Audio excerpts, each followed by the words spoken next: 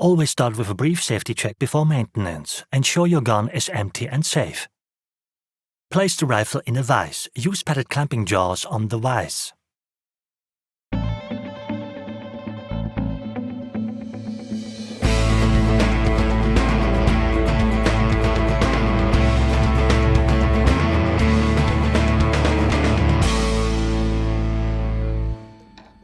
Bring the tank sight into the lowest position possible. Then press the front of the sight base downward until the sight can be removed contrary to the direction of fire.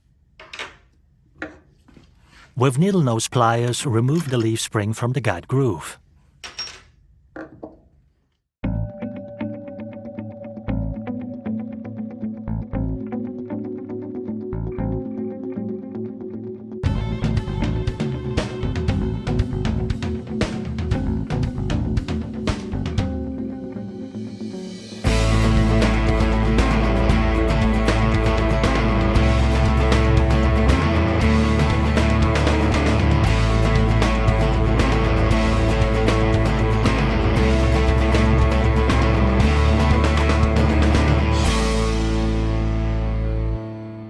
Slide the fixing clamp into the guide groove of the leaf spring.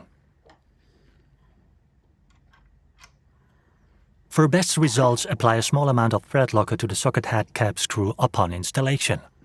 Please make sure that the Picatinny rail will always be screwed on from the left side of the rifle, otherwise the locking lever of the gas tube will collide with the fixing screw's head.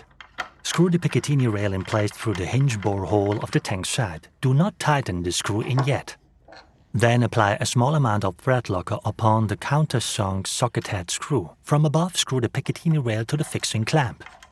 Also, do not completely tighten the countersunk socket head screw yet. The appropriate torque of 3 Nm is engraved on the Picatinny rail. With a torque wrench, first tighten the socket head screw, then proceed likewise with the countersunk socket head screw.